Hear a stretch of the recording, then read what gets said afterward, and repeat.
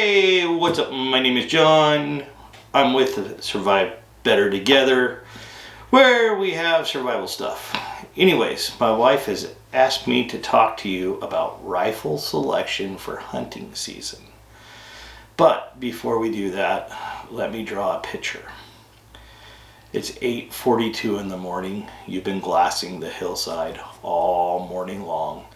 You and your friend, your buddy, you guys have spent thousands of dollars on lodges. You're 900 miles away from home. It's a warm 28 degrees out. Just not nice. And then all of a sudden, it's worth it. The biggest buck you ever seen. Just a 12 by 12 big old ugly sucker, old, turning gray, walks out. Your buddy ranges it, comes in at 979 yards. Now we have a problem. The problem is you now decided to run your buddy's rifle because he's got the latest and greatest $3 million rifle, and he's got the latest and greatest optic on it, but he has no idea how to use it. So you guys go to your cell phone and you quickly look up what it should be on your app, and you find out that, oh, I gotta come up 12 and a half minutes. And then you take that beautiful, in this example, 7mm Ackley improved, and you pull the trigger. You see a little bit of blood, and that's it. The animal takes off. You and your buddy, you spend the rest of the morning side hilling, trying to get over to where that beautiful buck was. You see a little bit of blood in the snow and the frost, but it's gone. You can't find it, you can't pick it up. So let's talk about a few things. Number one,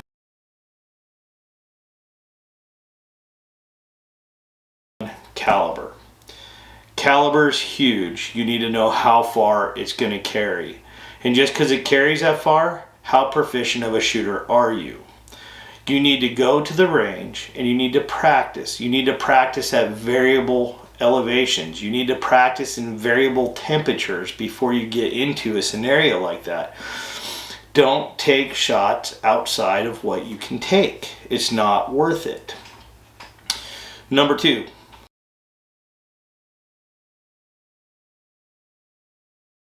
don't use your buddy's shit. No matter how good it is, no matter how much money he spent on it, you are unfamiliar with it. You do not have the time. You don't have the practice. Number three,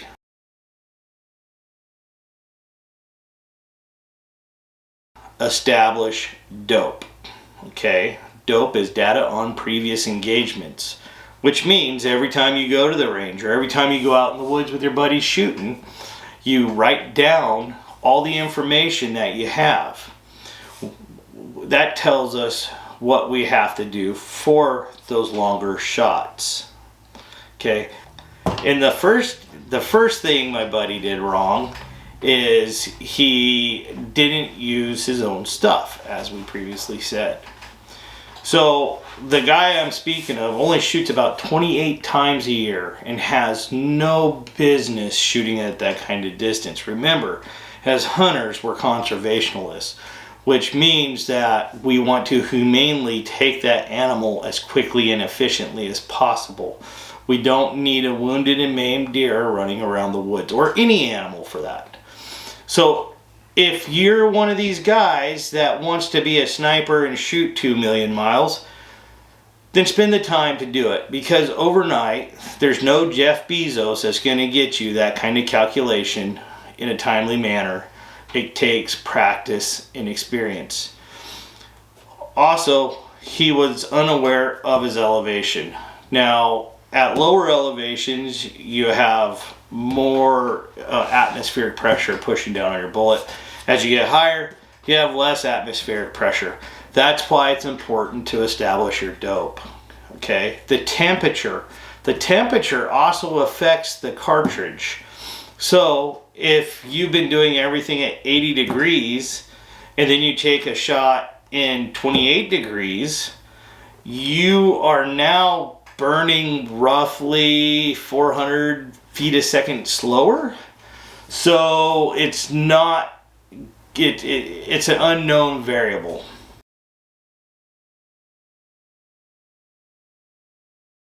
Okay, so moving along, my buddy told me at that point that he had lost faith in the 7mm round because the animal wasn't dead. That was a big mistake because 7mm kills everything in North America.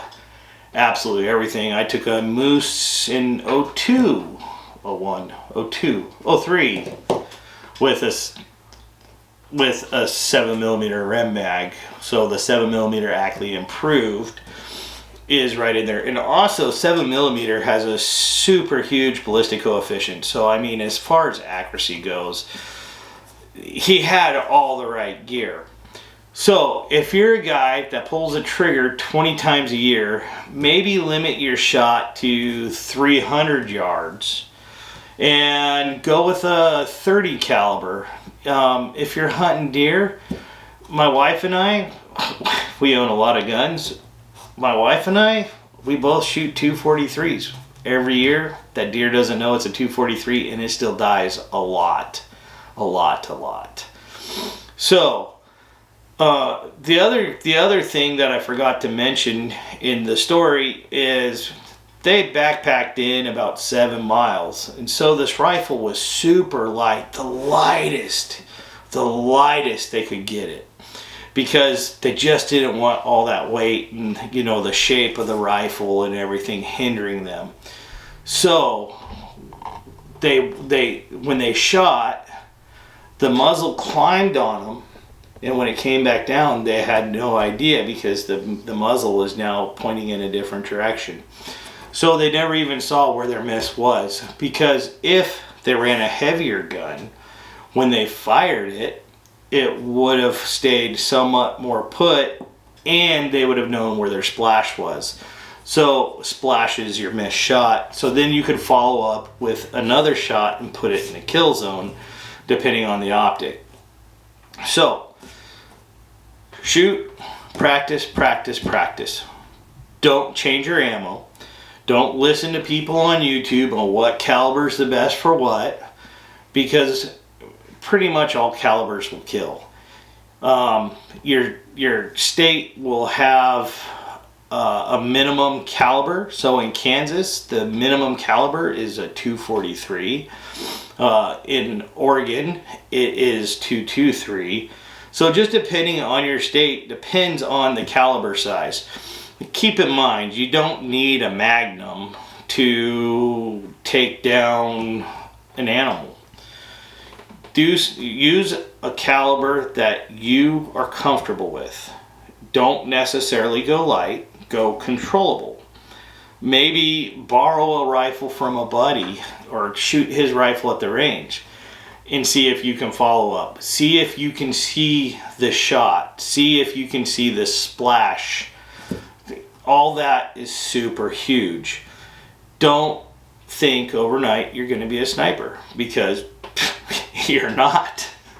I shoot a lot of long distance and I still suck at it. So with that being said, enjoy hunting. It's an awesome right that we have.